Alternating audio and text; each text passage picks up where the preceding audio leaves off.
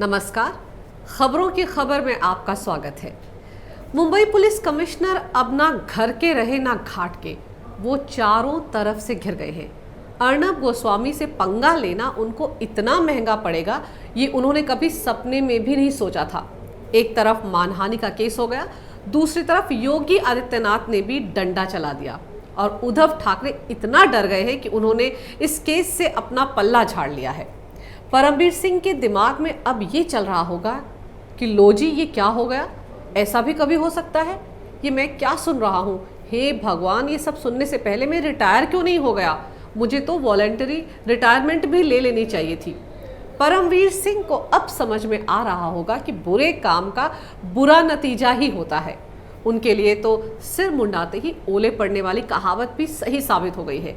एक तरफ तो बॉम्बे हाईकोर्ट में उनके आका उद्धव ठाकरे सरकार ने उनके ऊपर से हाथ खींच लिया और अर्नब गोस्वामी ने 200 करोड़ का मानहानि का केस भी ठोक दिया, और दूसरी तरफ योगी सरकार के एक फैसले ने उनके नीचे से जमीन ही खींच ली। जी हाँ, जोर का झटका जोरों से देते हुए योगी आदित्यनाथ ने टीआरपी घोटाले की जांच सीबीआई को सौंप दी है।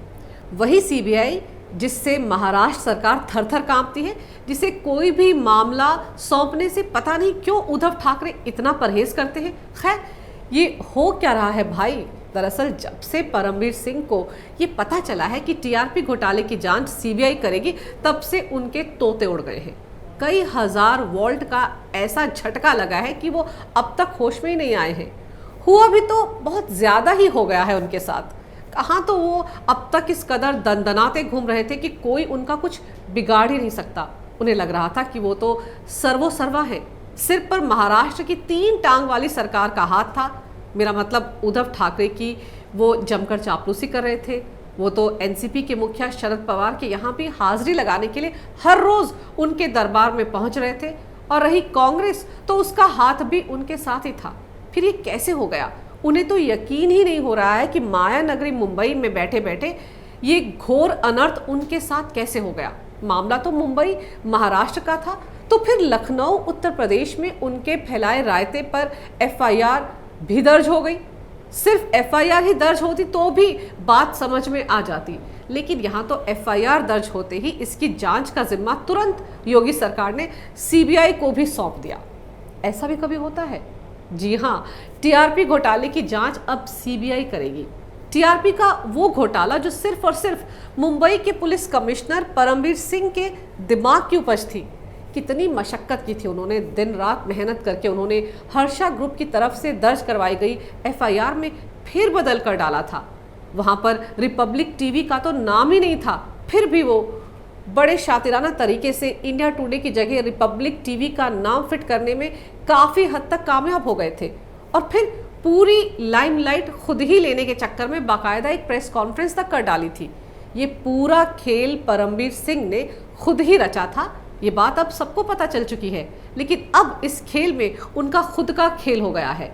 अपने आकाओं की नज़र में अपनी टीआरपी बढ़ाने के चक्कर में वो इस कदर चारों तरफ से घिर जाएंगे, ये तो उन्होंने कभी ख्वाब में भी नहीं सोचा था। लेकिन अब ये टीआरपी कांड की बात तो बहुत आगे निकल गई है, और परमबीर सिंह जी ने जो जाल अर्नब गोस्वामी के लिए बिछाया था, लगता है अब जनाब खुद ही उसमें गिरने वाले हैं। वो कहते हैं ना, जो दूसरों के लिए गड्ढा खोदता है वो खुद ही एक दिन उसमें गिर जाता है। अब कुछ ऐसी ही कहानी परमबीर सिंह जी के साथ हो गई, वो भी एक बार नहीं बल्कि 2-2 बार। कितनी बड़ी उपलब्धि है एक पुलिस कमिश्नर के लिए कि उसके कार्यकाल में सिर्फ 5 महीने के अंदर 2-2 केसों की जांच का जिम्मा सीबीआई को सौंप दिया जाए, वो भी उनकी खुद की राज्य की सरकार द्वारा नहीं बल्कि दूसरे राज्यों की सरकार की तरफ से किया गया हो। जी हाँ, परमबीर सिंह की टीम ही तो सुशांत सिंह राजपूत हत्याकांड की जांच कर रही थी। फिर अचानक पटना पुलिस इस मामले में सक्रिय हो गई, जब राजीव नगर थाने में सुशांत के परिवार ने एक एफआईआर दर्ज करवाई थी। मामला सुप्रीम कोर्ट तक पहुंच गया और फिर नीतीश सरकार ने इस मामले की जांच सीबीआई को सौंपने की सिफारिश कर दी। मजेदार तो यह है कि इस मामले में भी रायता मुंबई पुलिस ने ही फैलाया था। उद्धव ठाकरे सरकार का हाथ तो उनके सिर पर था ही, इसीलिए उन्हें पता था कि इस मामले को महाराष्ट्र की 3 टांग वाली सरकार कभी भी सीबीआई को नहीं सौंपेगी। लेकिन कहानी में ट्विस्ट तब आ गया जब बिहार सरकार ने इस मामले को सीबीआई को सौंप दिया, और अब तक हुई सीबीआई जांच में परमबीर सिंह समेत पूरी मुंबई पुलिस की भूमिका सुशांत मामले में शक के दायरे में है। फिलहाल सीबीआई की दूसरी टीम दूसरे दौर की जांच के लिए मुंबई पहुंच चुकी है। तो अब सीबीआई का अगला कदम क्या होगा, इस पर सबकी नजरें टिकी हुई हैं। अभी इस बड़े झटके को झेल ही रहे थे कि उत्तर प्रदेश की योगी सरकार ने एक और झटका दे दिया। इस मामले में तो परमवीर सिंह जी ने कभी भी नहीं सोचा था कि कहानी में इस तरह का कोई ट्विस्ट आ जाएगा। ये मामला तो उन्होंने यूं ही अपने आकाओं को खुश करने के लिए रचा था। मामला किसी और के खिलाफ था और परमवीर सिंह ने रिपब्लिक टीवी का नाम उसमें जोड़ दिया। उन्हें लगा था कि इसी बहाने अर्नब गोस्वामी को सबक भी सिखा देंगे और आकाओं की नज़र में उनकी खुद की टीआरपी भी रिपब्लिक टीवी की तरह रिकॉर्ड तोड़ तरीके से नंबर 1 की पोजीशन पर पहुंच जाएगी। पर जो सोचा था वो हो जाए, ऐसा हमेशा नहीं होता। वो क्या कहते हैं, जब गीदड़ की मौत आती है तो वो शहर की तरफ दौड़ता है। अब किस्मत खराब हो तो कोई कर भी क्या सकता है। ये केस भी मुंबई से निकलकर जा पहुंचा सीधे उत्तर प्रदेश, वो प्रदेश जहां योगी का डंडा चलता है। और योगी आदित्यनाथ का तो स्टाइल भी सबसे अलग है। यूपी में उनके नाम से तमाम अपराधी किस तरह से खौफ खाते हैं, उसके तो अनगिनत किस्से रोज सुनने को मिलते हैं। दरअसल लखनऊ के हजरतगंज थाने में गोल्डन रैबिट नाम की एड कंपनी के मालिक कमल शर्मा ने अज्ञात लोगों के खिलाफ आपराधिक साजिश, धोखाधड़ी और जालसाजी का मामला दर्ज करवाया है। उन्होंने एफआईआर में इन लोगों पर टेलीविजन रेटिंग पॉइंट यानी टीआरपी में लगातार फेरबदल करने का आरोप भी लगाया है। इसके तुरंत बाद हरकत में आई योगी सरकार ने इस मामले की जांच सीबीआई से करवाने की सिफारिश कर दी और अब तो लखनऊ पुलिस ने पूरा मामला सीबीआई को हैंडओवर भी कर दिया है। अब इस मामले में महाराष्ट्र सरकार और मुंबई पुलिस के लिए शर्मनाक बात तो ये है कि सुशांत सिंह राजपूत की मौत के बाद ये दूसरा ऐसा केस है जिसमें मुंबई पुलिस की जांच के समानांतर महाराष्ट्र से बाहर किसी दूसरे राज्य में कोई केस दर्ज होकर सीबीआई के पास पहुंच गया हो। भले ही इस एफआईआर में मामला अज्ञात लोगों के खिलाफ दर्ज किया गया है, लेकिन परमवीर सिंह की तहकीकात जिस एफआईआर पर आधारित थी उसमें भी तो उन चैनल्स के नाम साफ लिखे हुए हैं जिन्होंने गलत तरीके से मुंबई और बेंगलुरु में अपने अपने चैनल्स की टीआरपी को बढ़ाकर कई एड एजेंसीज को करोड़ों का चूना लगाया। यहाँ मैं आपको बता दूं कि चैनल्स की टीआरपी और एड एजेंसीज के बीच दरअसल रिश्ता क्या होता है। एड एजेंसीज चैनल्स की टीआरपी देखकर ही उन्हें एड्स देती हैं और टीआरपी के आधार पर ही चैनल्स उनसे मनमाना पैसा वसूलते हैं।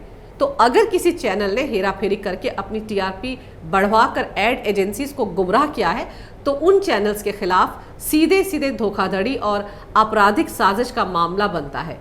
अब मामला सीबीआई तक पहुंच गया है तो सीबीआई की टीम मुंबई तो जाएगी ही जाएगी। परमवीर सिंह की काबिल टीम ने जो खुलासा किया था उसके हर पहलू की अब जांच पड़ताल होगी। जरा सोचिए, अब परमवीर सिंह जी का क्या होगा। एफआईआर में इंडिया टुडे की बजाय रिपब्लिक टीवी का नाम जोड़कर जो खेल उन्होंने खेला था उसकी तो सारी पोल पट्टी खुल चुकी है। सुशांत सिंह राजपूत का मामला पहले ही उनके गले की फांस बना हुआ है। एनसीबी अलग से ड्रग रैकेट की जांच कर रही है और इतना बड़ा ड्रग रैकेट मायानगरी में पुलिस की नाक के नीचे कैसे चल रहा था और इसकी भनक ना परमवीर सिंह को थी ना स्कॉटलैंड यार्ड सरीखी उनकी टीम को, कैसे पता नहीं चला मुंबई पुलिस को। तो अब उस एंगल को भी एनसीबी खंगाल रही है। उसकी आंच जब मुंबई पुलिस तक पहुंचेगी तब भी शिकंजा परमवीर सिंह के इर्द गिर्द ही कसेगा। कम से कम सुशांत सिंह राजपूत से जुड़े मामले और टीआरपी के गड़बड़ झाले वाले मामले में मुंबई पुलिस कमिश्नर परमवीर सिंह ये रोना कतई नहीं रो पाएंगे कि उनकी और उनकी स्कॉटलैंड यार्ड सरीखी पुलिस पर लोग खामखा सवाल उठा रहे हैं। वो इसलिए क्योंकि सुशांत सिंह की मौत के मामले में जांच पड़ताल को कैसे डिरेल किया गया, कैसे क्राइम सीन से लेकर तमाम सबूतों को तहस नहस किया गया, ये बातें अब सबके सामने आ चुकी हैं। किसके कहने पर यह सब किया गया ये भी सबको पता है, लेकिन जिनके कहने पर मुंबई पुलिस ने इन सारी करतूतों को अंजाम दिया वो अब परमवीर सिंह को बचाने नहीं आएंगे। इसका ट्रेलर खुद परमवीर सिंह ने बॉम्बे हाई कोर्ट में भी देख लिया था, जब उद्धव ठाकरे सरकार की तरफ से कोर्ट में साफ कर दिया गया था कि टीआरपी वाली एफआईआर में रिपब्लिक टीवी का नाम है ही नहीं। फिर उस एफआईआर में रिपब्लिक टीवी का नाम कैसे आया, ये तो सीबीआई अब परमवीर सिंह से पूछ ही लेगी। ये भी तो पूछेगी क्यों, किसके कहने पर, किसको खुश करने के लिए ये तमाम मशक्कत की गई। ये भी तो पूछा जाएगा कि टीआरपी घोटाले की जांच कर रहे मुंबई क्राइम ब्रांच के डीसीपी नंद कुमार ठाकुर का तबादला ट्रैफिक पुलिस में क्यों किया गया। उन्होंने तो बाकायदा मीडिया कर्मियों के सामने कह दिया था कि उन्हें जांच पड़ताल में कहीं टीआरपी मामले में रिपब्लिक टीवी का नाम नजर ही नहीं आया। तो क्या उनके इस खुलासे से नाराज होकर उनका तबादला करवाया गया था? ऐसे तमाम पहलू हैं जिनसे अब तक दंदनाते फिर रहे परमवीर सिंह का पाला पड़ने वाला है।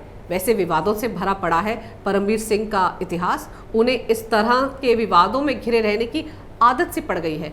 तो क्या फर्क पड़ेगा उन्हें 2 और मामले जुड़ जाएं उनके नाम के साथ? हालांकि देर हो चुकी है, लेकिन फिर भी परमवीर सिंह जी को कहना चाहूंगी कि इंसान अपने कर्मों से जाना जाता है। अपनी वर्दी पर इतने दाग मत लगाइए, क्योंकि हर दाग अच्छा नहीं होता है। देर सवेर उन दागों की कीमत इंसान को चुकानी पड़ती है। परमवीर सिंह अपनी करतूतों की वजह से आज पूरी तरह से चारों तरफ से फंस चुके हैं। अगर आपको मेरा ये वीडियो अच्छा लगे तो कृपया इसे लाइक करें, शेयर करें और हमारे चैनल को सब्सक्राइब ज़रूर करें। देखते रहिए कैपिटल टीवी।